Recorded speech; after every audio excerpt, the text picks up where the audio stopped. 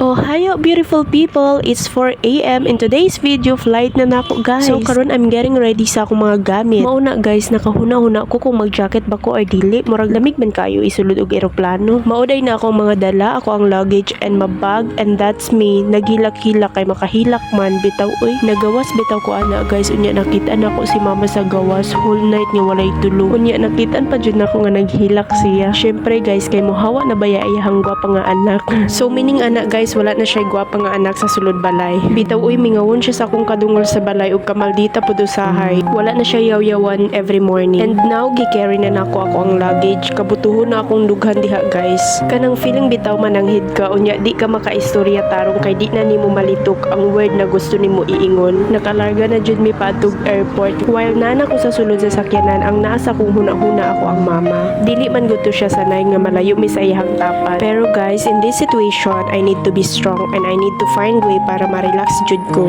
Mauday ni ang feelings nga magpalayo ka sa imong pamilya. And to my cousin nga naghatod ug nagtabang pud sa ako through encouragement, it's a big help para makalm sad ko. Ug karon abot na jud mi sa airport, dili lali magpalayo sa pamilya pero para sad ni sa ilaha. This is it na jud, sure na ni guys. Of course, sure na jud ni mong fighting ra jud ta. Ug karon na ana ko sa sulod sa airport ug nagpa-check-in dala chika sa ko ang kauban. Hey yo, sa sulod na ko niya gihulat mao to sige ra siya chat kay ina kung asa na ko banda. Mauna nag-share pud siya sa iyang kaagi ga ina kay first time man jud namo ni magpalayo sa mga ginikanan. Mauday ni ako ang kauban guys. After chika nagadto dayon mi sa second floor which is a waiting area. Hulat-hulat na lang mi sa mga flight guys. Well nagahulat ko di jud maiwasan nga di ko makahuna-una sa ako ang parent. Bitaw oy dili na ta mag-imot-imot uy kay human naman to gaina. Dili jud katuuhan nga kanang mag-flight ko nga ako ra isa. Kanang naaman ko'y kauban pero dili ingon nga related sa akong pamilya. Ang kabalaka na ana diha pero ana sila, don't stress about your future kay ang Ginoo ra makabalo jud sa imong future. Sa una tong bata pa ko kaning eroplano makitaan ra nako ni sa probinsya pag nami sa bukid. Ug kung naami sa sulod balay mugawas jud mi ana para makitaan ang eroplano. Ug mosinggit nya pasakya mi tapos gabay-bye sa eroplano. Karon wa na ko ganahi ay sarat lang. Mauday ni ang feelings labi ng OFW na realize ug nasinati nako nga enjoy man di ay di na ta mag-imot-imot lagi. Bitaw guys, sa una ko ang pangandoy makasakay ra jud kog eroplano kay gusto na ko i-try ang ilahang CR. Pag try bitaw na ako nakuratan ko pag flash kay murag maapil sad kog ka flash ani kay kusugang sound. Kailangan nato maging strong and brave enough kay imong kaugalingon ra jud makatabang nimo. Nakahinumdum pa ko sa una tong while ga imagine pa ko nakaingon ko sa akong sarili nga kaya na ko na strong independent woman man ko. Abi na ko strong heart na ko sa ingon ani.